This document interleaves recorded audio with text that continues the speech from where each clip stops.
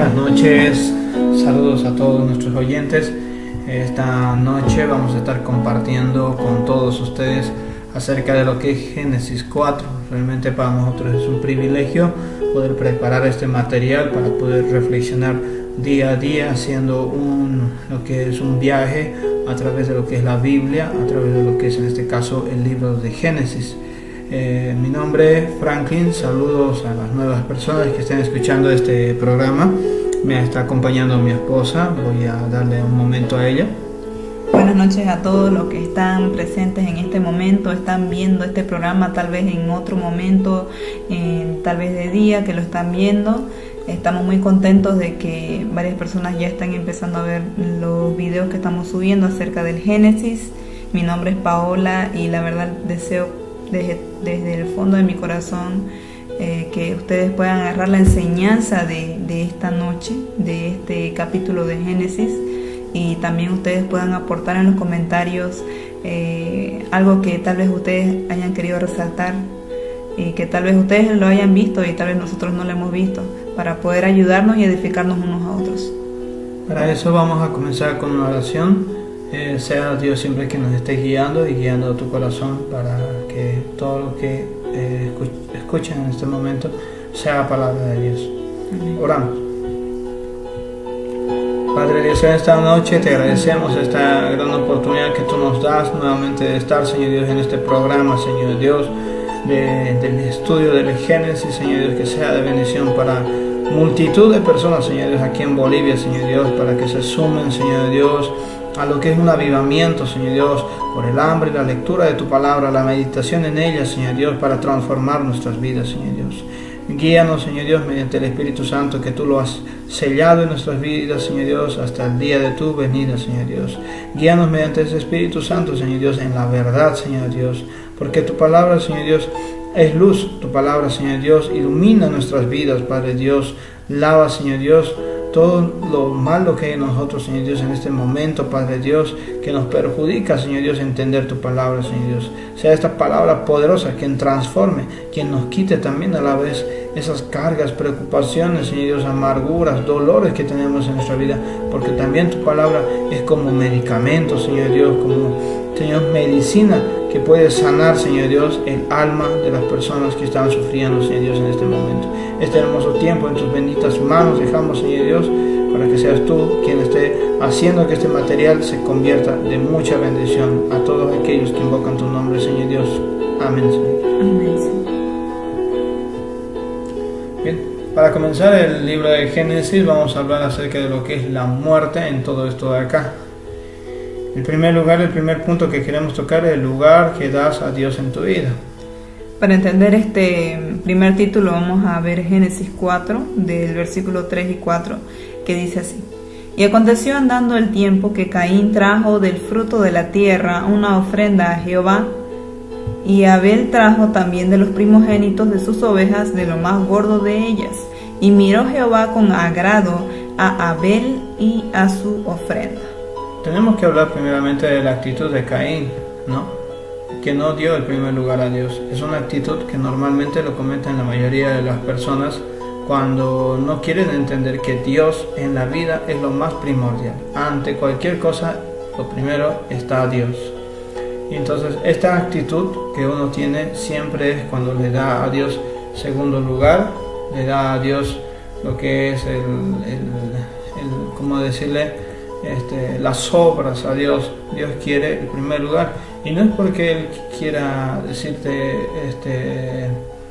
que Él quiere porque te quiere causar un mal a ti, no quiere que tú estés bien. En realidad, cuando Dios te pide que lo primero sea Él en tu vida, es por nuestro propio bien. Hay personas que son sabios en su propia opinión, ¿no? Y debido a esa actitud que tienen, llegan a fallar en muchas cosas, y Dios nos ama tanto que Él quiere prevenir todo ese tipo de conflictos en nuestras vidas.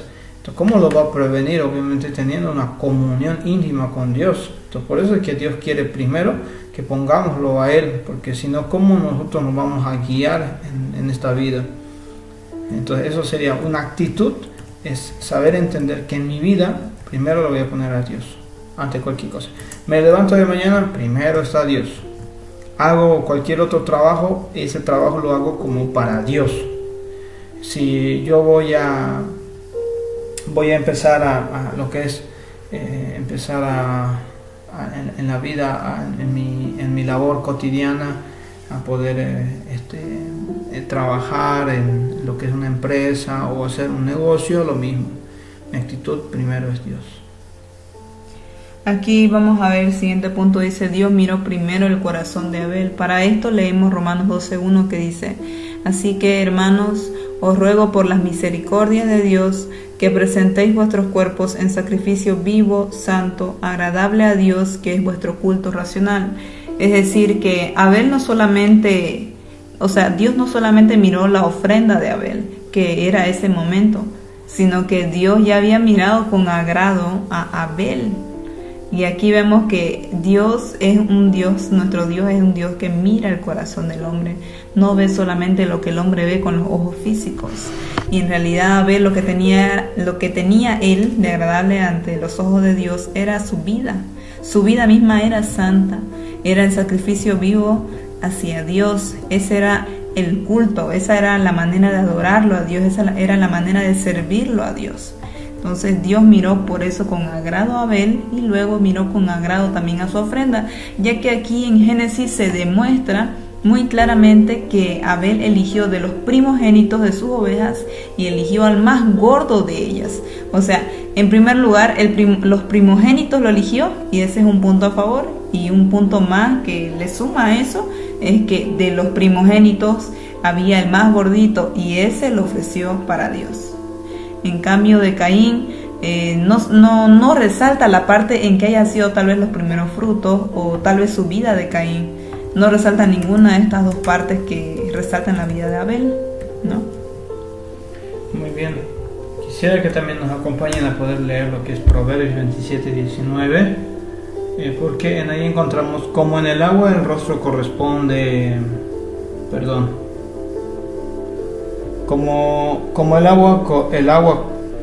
como en el agua el rostro corresponde al rostro, así el corazón del hombre al del hombre. ¿Qué es lo que quiere decir en esta parte? Los actos reflejan tu corazón. Lo que tú haces refleja qué es lo que tienes en el corazón. Lo que tú hablas refleja lo que tienes en tu corazón. Un ejemplo: si tú te levantas temprano y dices, ya es tarde, tengo que irme a trabajar, ¿no es verdad? Bien, ahí has puesto en prioridad dos cosas: tu descanso o tu trabajo. Tú puedes decir, no es que yo puedo ir al trabajo sin buscar a Dios, entonces me quedaré a buscar. No es así. En realidad es priorizar el tiempo. Entonces, si tú tenías que buscar primeramente lo que es Dios, tenías que levantarte más temprano, renunciar a lo que es el descanso y poder poner en primer lugar en tu día a Dios.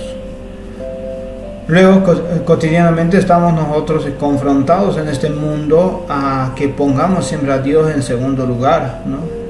Por ejemplo, actos donde tal vez podemos nosotros mismos no ser tan leales o honestos en lo que es nuestro trabajo, en lo que es nuestra familia. Entonces decimos tal vez, bueno, esta vez fallaré, esta vez tengo, como decir, un permiso para cometer el error, la verdad, yo quiero cometer este pecado, ¿no? Y eso es reflejo del corazón.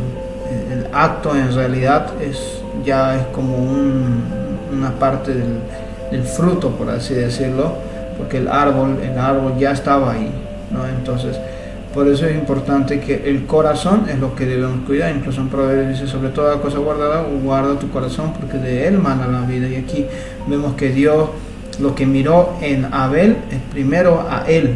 Primero miró su corazón de Abel. También miró lo primero en Caín, su corazón. Y a raíz del reflejo de su corazón, recién mira la ofrenda. Eso sería en esta parte. ¿Por qué estás así? Es una pregunta que le hace Dios a Caín, ¿no? En Génesis 4:6-7 dice: entonces Jehová dijo a Caín: ¿por qué te has ensañado y por qué ha decaído tu semblante? si bien hicieres, ¿no serás enaltecido? Y si no hicieres bien, el pecado está a la puerta.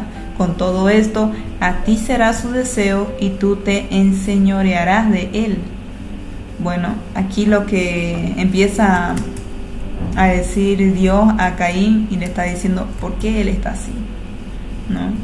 Dios se está dando cuenta que en su corazón de Caín ya estaba empezando la maldad, ya estaba empezando los celos, la envidia, sentimientos no nobles, ¿no? O sea, negativos hacia su hermano. Y aquí todo esto se reflejaba en el rostro de Caín. Y Dios le pregunta como una pregunta para que él reflexione.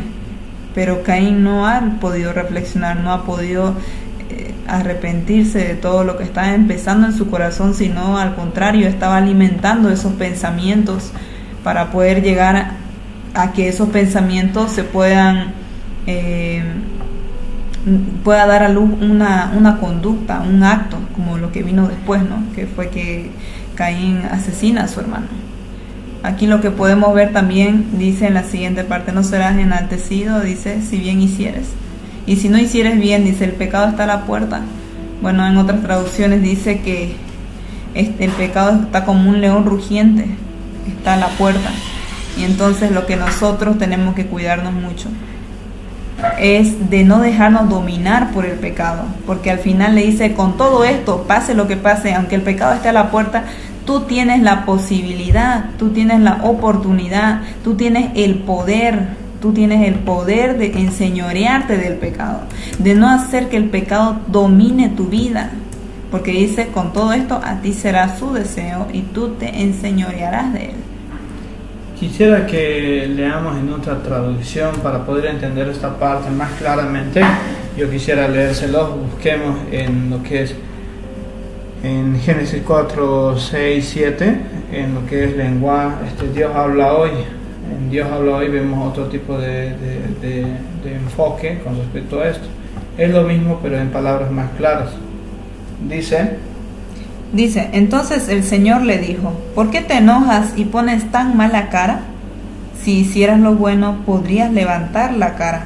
Pero como no lo haces, el pecado está esperando el momento de dominarte. Sin embargo, tú puedes dominarlo a él.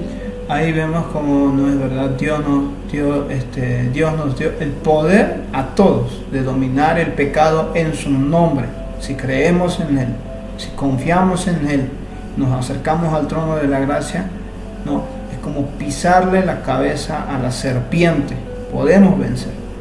Dice, tenemos el poder de frenar el pecado. En 2 Timoteo 1:7 podemos encontrar, dice, porque Dios no nos ha dado espíritu de cobardía, sino de poder, de amor y de dominio propio.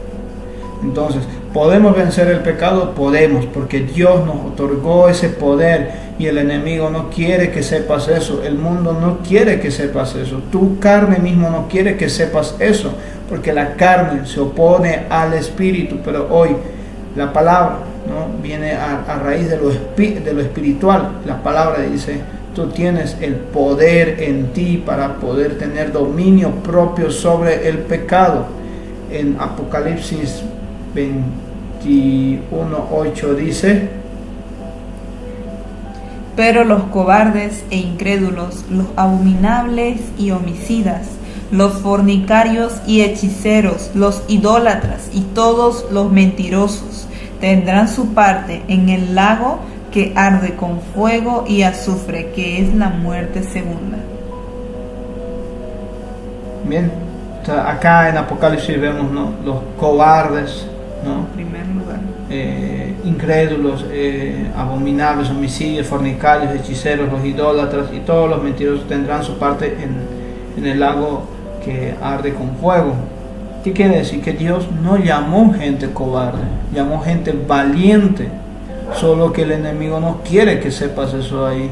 Decirte a ti y motivarte, tú puedes salir con Dios. Dijo, junto con él somos más que vencedores. Entonces tú puedes ver la situación que estés atravesando, ¿no?, ya sea que has caído en pecado y no puedas levantarte y sientas que una y otra vez vuelves al mismo pecado. Dios dice, no, tú puedes poner un alto. ¿sí? Caín no puso un alto. Y debido a no poner ese alto, Caín llegó a matar a su hermano Abel. Para continuar, dice, Dios habla a nuestra conciencia.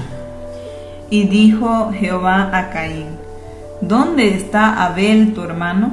Y él respondió: No sé, ¿soy yo acaso guarda de mi hermano? Y él le dijo: ¿Qué has hecho? La voz de la sangre de tu hermano clama a mí desde la tierra.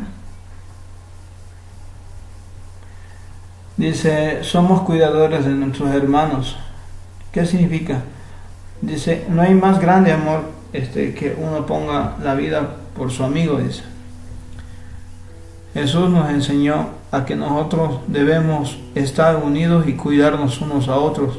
¿De qué manera? Demostrando amor unos por otros. Nosotros mismos tenemos hermanos en Cristo Jesús que debemos cuidarnos, porque hay débiles espirituales como hay fuertes espirituales. Dice la palabra, los fuertes deben levantar a los débiles. Entonces, nosotros no debemos convertirnos en asesinos de nuestros hermanos, porque eso dice, ¿no?, en lo que es Proverbios 18, 21. En Proverbios 18, 21, lo voy a leer, si nos pueden acompañar a leer.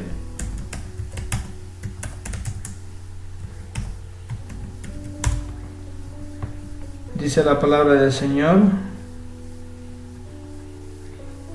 Dice: la muerte y la vida están en poder de la lengua, y el que la ama comerá de sus frutos.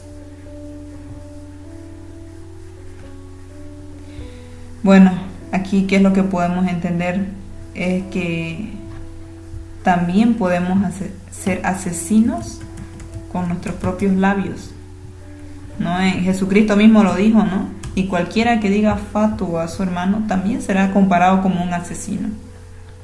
La verdad, la única forma, nosotros creemos, ¿no?, como seres humanos, en nuestra justicia humana, que el asesinato es más grave que ofender a alguien.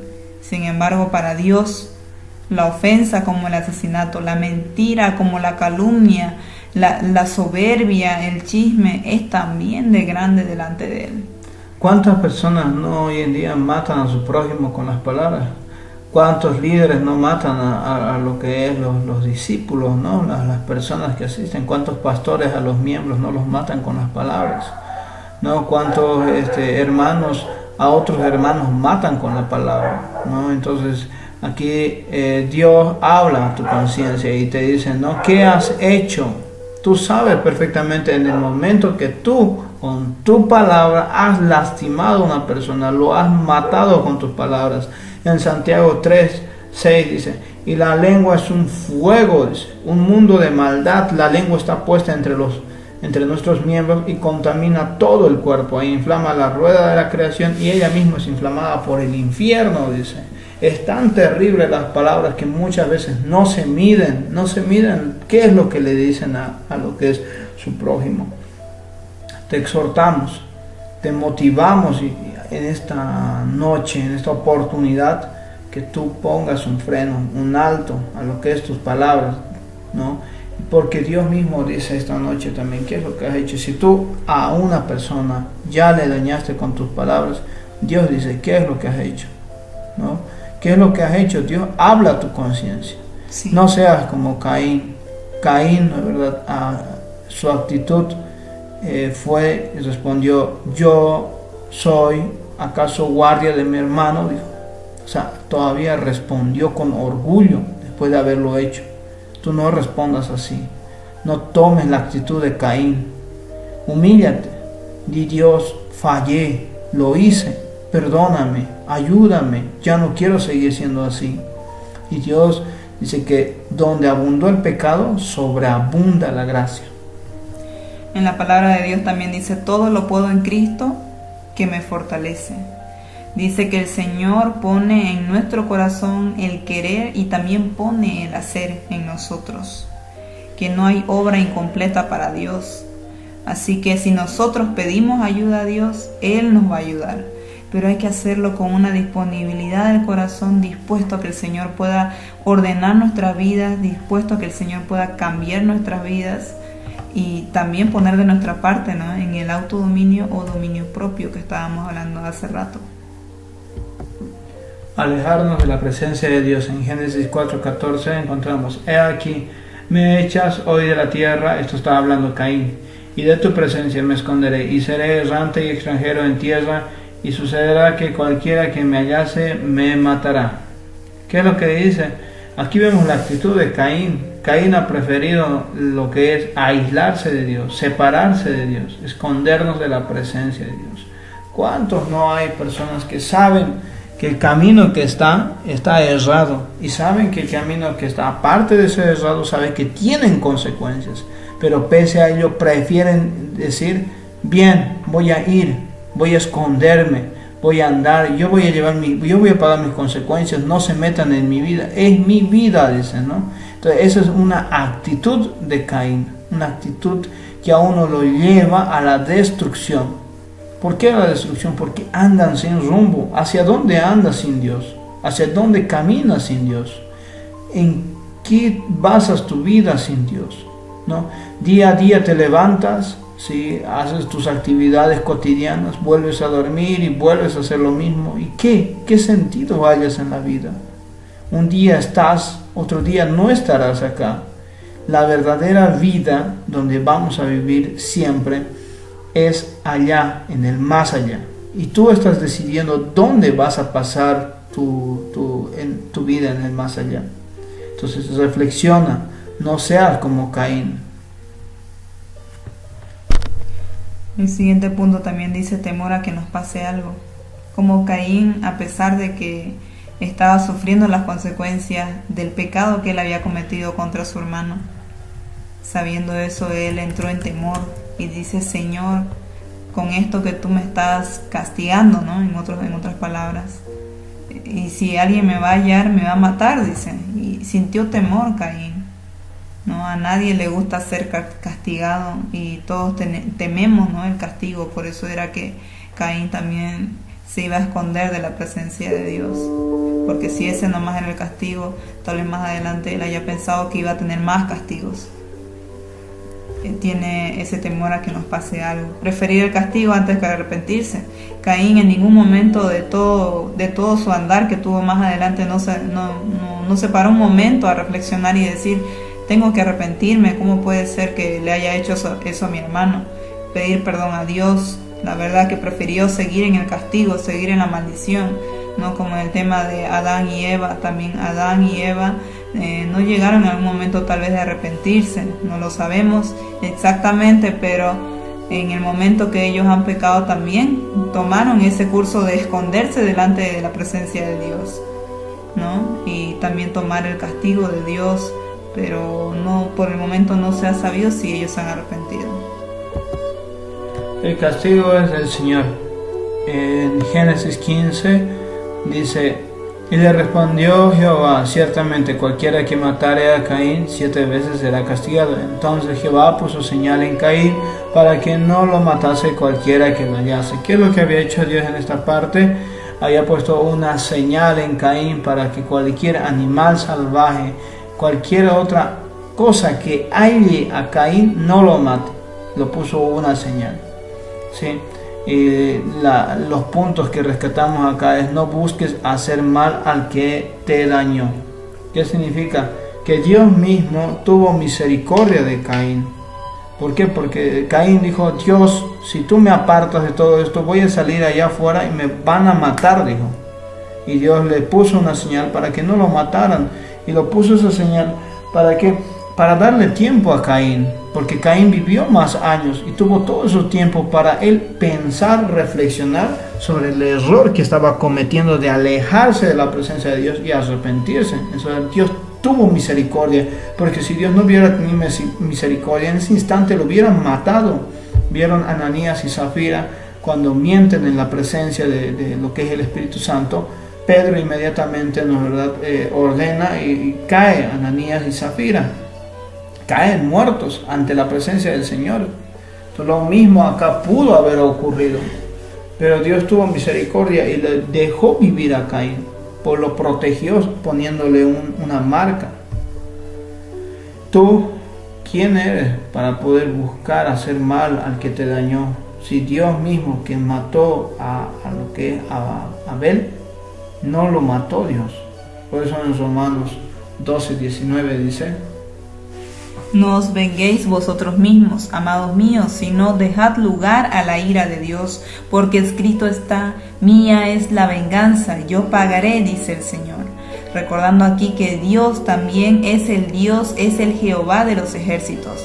Es Dios quien da la venganza, no somos nosotros, ¿no? A veces alguien nos ofende o nos sentimos fácilmente ofendidas, las mujeres o los varones, y ya queremos corresponder a la otra persona con otra ofensa tal vez más grave, y con la intención de que para que el otro aprenda a sentir cómo uno se siente, ¿no? Y en realidad lo que hacemos es un círculo vicioso, armando más problemas sobre lo poco que había, más problemas hacemos, ¿no? Y buscamos siempre vengarnos con nuestras propias manos, con cosas así, ¿no? Cuando sentimos que alguien nos hace daño, ya lo vemos como que la otra persona lo hizo intencionalmente. Pero si nosotros hacemos daño a alguien sin intenciones de querer hacerle daño, para nosotros es no lo hice con la intención. Pero para los demás sí tenemos ese pensamiento de que ellos sí nos quieren hacer daño. Bien, en Proverbios 24:17 dice: cuando cayere tu enemigo, no te regocijes, y cuando tropezare, no te alegres tu corazón. Dice esto de acá porque Dios no quiere que también nosotros, cuando hay una persona que está sufriendo un castigo de Dios por la maldad que ha hecho, nosotros nos burlemos, nos riamos. Dios no quiere eso ahí. Por eso dice: cuando cayere tu enemigo, no te regocijes. Dice: no lo hagas. Eso no proviene de lo que es Dios. ¿Sí? Si tropezares, no te alegres en tu corazón. Quiere decir, ni en tus gestos, tu expresión externa, ni tanto interna, no debe haber nada de eso ahí. Por eso decimos que día a día debemos llenarnos tanto de la palabra, porque estamos propensos a poder caer en cualquiera de estas cosas que Dios nos previene que no lo hagamos. Claro, por ejemplo, nosotros digamos, ¿no? Cuando vemos que a nuestro enemigo le ha pasado algo malo, bien hecho decimos, pero en ese momento nos tendríamos que dar cuenta por qué tenemos esa respuesta, esa reacción. Y démonos cuenta, reflexionemos por qué reaccionamos así, por qué nos alegramos, por qué nos regocijamos cuando vemos caer, cuando vemos que nuestro enemigo está tropezando, cuando vemos que le está yendo mal. ¿Por qué lo hacemos? Es porque no estamos llenos de su palabra, porque no estamos permitiendo que el Señor cambie todas aquellas cosas que en nosotros necesitan ser cambiadas. Dios bendice a buenos y a malos. En Génesis 4:17 dice: y conoció Caín a su mujer, la cual concibió y dio a luz a Enoc. Y edificó una ciudad y llamó el nombre de la ciudad el nombre de su hijo Enoc. Si aún los más malos, esto es un mensaje para los jóvenes que aún no están casados, dice: si aún los más malos encuentran pareja, no pienses que te quedarás solo. Muchos jóvenes no preguntan normalmente y dicen: yo no nací nadie nació para mí, yo no tengo una pareja para mí. Y apenas tienen 17, 18 años, ¿no? O menos años. Realmente, si ves en esta parte o ven en esta parte que Caín, ¿no? Estando solo, no sabemos cuántos años estuvo solo ahí, como por así decirlo, un vagabundo en medio de la nada, digamos, no había otros seres humanos. Aún así encontró lo que es una pareja, y aún siendo malo, aún siendo marcado, aún después que mató a Abel, aún no se arrepintió, ¿no? Aún así encontró a alguien con quien casarse, que muestra que Dios igual bendice a buenos y a malos. Y al decir con que Dios bendice, no significa en esta parte que es salvo, ¿sí? El hecho de que alguien sea bendecido, porque Jesús mismo dijo que Él bendice a buenos y a malos, no significa que por el hecho que sea bendecido va a ser salvo. En el siguiente punto leemos: si el mundo hace grandes cosas, ¿cuánto más nosotros? ¿No? En Lucas 16:8 dice: porque los hijos de este siglo son más sagaces Salmos 2:8 dice: pídeme y te daré por herencia a las naciones y como posesión tuya los confines de la tierra. Aquí podemos ver en este versículo 17 de Génesis, podemos ver que dice: Caín construyó, hizo una ciudad, ¿no? y le puso por nombre el nombre de su hijo. Y podemos ver que a pesar que Caín desobedeció a Dios, a pesar que Caín no se arrepintió, hizo grandes cosas. Y cuánto más los hijos de Dios deberíamos de ser de esa misma manera, sagaces, astutos, pero para hacer las cosas buenas. Hay un versículo en el que dice: han sido sabios para hacer el mal, pero no aprendieron a hacer lo bueno.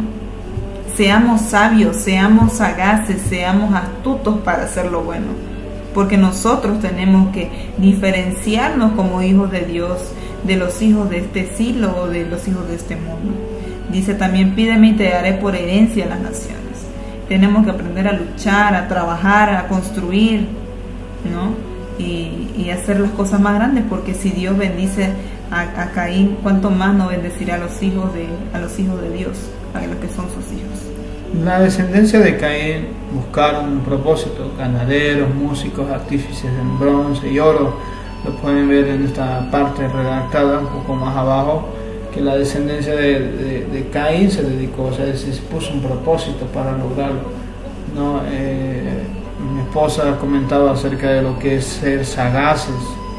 ¿Por qué los de este mundo, es decir, la descendencia de Caín, busca hacer cosas, es decir, cosas, propósitos, y nosotros los creyentes cuánto más no tenemos que hacerlo, porque Dios a nosotros nos bendijo con toda bendición espiritual. La maldad del hombre. Génesis 4:23 dice: y dijo Lamec a sus mujeres Ada y Sila: oíd mi voz, mujeres de Lamec, escuchad mi dicho, que un varón mataré por mi herida y un joven por mi golpe. Si 7 veces será vengado Caín, Lamec en verdad 70 veces 7 lo será. Aquí podemos ver cómo de la misma descendencia de Caín empezó de nuevo el orgullo, empezó la soberbia, la altivez de espíritu. Y aquí vemos que Lamec, siendo la 4ª generación de Caín, también él comenzó a hacer que su corazón sea orgulloso, ¿no? Y decir que si Caín ha pecado, y a pesar que mató a un inocente, cuanto más Lamec si mata a alguien que como que tiene la culpa, ¿no? Porque dice: por mi herida, por mi golpe, lo mataré, dice. Entonces él siente que debería ser como lavado. Otra parte muy importante que podemos rescatar aquí es que con Lamec comienza la poligamia. Con Lamec comienza las relaciones de pareja, pero ya no con una sola mujer, sino con 2, ¿no? Y aquí podemos ver cómo él entra en desobediencia con Dios, y tampoco no es una persona que se arrepiente delante de Dios por sus actos, por sus dichos, por un corazón altivo, ¿no? Y por eso es que dice: la maldad cada vez aumenta en un corazón orgulloso. Es el lugar propicio, ¿no? Cuando hay orgullo, es el lugar propicio para que aumente la maldad. Romanos 1, 28, 29 dice: y como ellos no aprobaron tener en cuenta a Dios, Dios los entregó a una mente reprobada, ¿no? Donde empezaron a cometer adulterio y homicidio y toda clase de maldad. ¿Por qué? Porque ellos no consideraron a Dios, al contrario, se volvieron orgullosos. ¿Y cuánta gente hoy en día no haya sido orgullosos, ¿no? Que se exaltan por lo malo que hacen, que exaltan, ¿no?, la perversidad que cometen. Entonces Dios los entrega a una mente reprobada, dice, ¿no? ¿Por qué los entrega a una mente reprobada? Porque en ellos solamente habita, ¿no?, pecado y orgullo, no hay. Entonces dice en Proverbios: corrige al necio y te odiará, pero corrige al sabio y serás más sabio, dice, ¿no? Entonces vemos que gente necia, orgullosa, cuando uno le habla sobre el error que está cometiendo, sobre la falla que está cometiendo, actúa con burla, y incluso aparte de actuar con burla, comete ese acto y lo comete con alegría, con gozo, y quiere que otros más lo cometan. A ese extremo hemos llegado la perversidad hoy en día. Por eso no es verdad, la guerra, asesinatos, muertes, violaciones, robos, toda clase de maldad han surgido por ese corazón. Vemos que la maldad en el hombre ha surgido, hay tantas catástrofes, hay violaciones, hay asesinatos, y hay personas que se preguntan, ¿y dónde está Dios en todo este mundo, en todo este panorama? Pero en realidad todo esto es a consecuencia de la maldad del hombre. La maldad que hay en su corazón se ha extendido hasta el día de hoy, ha aumentado, y dice que con un corazón orgulloso hacemos que todavía esta maldad se haga más grande. En realidad todo esto es consecuencia del pecado. Como hemos visto desde un principio, el pecado ha ido en aumento hasta los días en los que estamos ahora. Descendencia divina. Y a Set también le nació un hijo y llamó su nombre Enos. Entonces los hombres comenzaron a invocar el nombre de Jehová. Nosotros, los que creemos en Jesucristo, somos de la descendencia de adoradores y debemos practicarlo. ¿Por qué? Porque desde el principio Dios decidió eligió una descendencia. Y tenemos que dar gracias a Dios porque nadie de nosotros hemos hecho algo que sea digno para que Dios diga, este merece salvarse. Todo Cristo lo hizo en la cruz, todo se pagó ahí en la cruz. Eso fue el único sacrificio capaz de poder perdonar todo el pecado y la maldición que Adán trajo a nuestras vidas, porque estábamos condenados a la muerte eterna. Ahora somos adoradores. Por eso dice, comenzaron a invocar el nombre de Jehová. ¿Y ahora qué estamos haciendo? ¿Qué hacemos hoy en día? Invocamos el nombre de Jehová. ¿De quiénes somos descendientes? ¿No? De Set, de la línea de Set, que viene después Enos, ¿no? Y de la descendencia de Enos comenzó a invocar el nombre de Jehová. Como vemos aquí también hay la lucha entre el bien y el mal. Hasta el día de hoy, ¿no? De la línea de Set nacieron más hijos, no solamente Enos, más hijos, y a partir de entonces es que los hombres empezaron a invocar el nombre de Dios. Es que desde entonces el hombre se interesó en Dios, en saber quién es Él, ¿no? De adorarlo, de servirle. Pero también de parte de la herencia o de la descendencia de Caín, veíamos cómo iba aumentando la maldad en este mundo. Y vemos también que todo esto viene a ser una lucha constante de todos los días, donde siempre está el bien y el mal. Y en la Biblia también algo que menciona es que nosotros no tenemos lucha contra sangre y carne.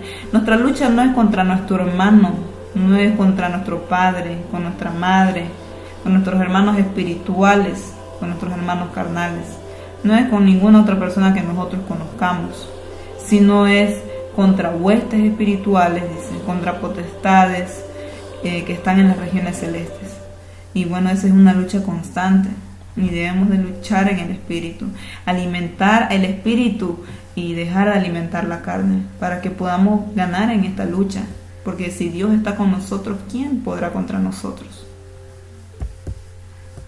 Hemos concluido de esta forma lo que es este programa. Esperamos que Génesis 4 haya sido de grande bendición. Estaremos más meditando ya en Génesis 5, pues ir adelantando nuestros puntos importantes para poner en práctica, ¿no? Es lo que tratamos, de que tengamos un enfoque práctico, un enfoque que sea aplicable día a día y que podamos vivirlo, lo que es la palabra. Dios los bendiga a todos. Fue un gusto estar aquí juntamente con mi esposa. Para concluir, vamos a orar. Siempre y cuando haciéndote recordar que en la parte de abajo puedes estar comentando acerca del programa y también peticiones de oración o hablándonos mediante Facebook. Comenzamos entonces a orar. Padre Dios, en esta noche te agradecemos este momento que tú nos has dado de poder, Señor Dios, compartir Génesis 4, Señor Dios, grandes enseñanzas que tú nos das, Señor Dios, a nuestras vidas, Señor Dios, porque aquí en Génesis 4 nos muestras cómo el primer asesinato ha cometido, Señor Dios, se ha cometido, Padre Dios, y cómo es que, Señor Dios, la línea de Caín y la línea de Set, Señor Dios, han empezado, Señor Dios, desde ahí, Señor Dios, una pelea entre el bien y el mal, Señor Dios, una pelea que hasta hoy en día, Señor Dios, se ha convertido en una parte espiritual, Padre Dios, que peleamos día a día, Señor Dios, contra huestes espirituales, Señor Dios, que, Señor Dios, están queriendo gobernar, Señor Dios, la vida de muchas personas. Pero hoy, Señor Dios, con este programa, Señor Dios, motivamos a las personas, Señor Dios, a buscar tu presencia, porque tú traes libertad, Señor Dios. Oro por las personas que están escuchando este programa, para que sea de edificación en sus vidas, para que lo pongan en práctica, para que sean libres, Señor Dios. En el nombre de Cristo, Dios, agradecidos por este momento. Sí, mañana vamos a estar nuevamente con el programa, va a ser por tu gracia, Dios. En el nombre de Jesús. Amén. Muy bien, hasta luego. Estamos entonces en el otro programa en Génesis 5.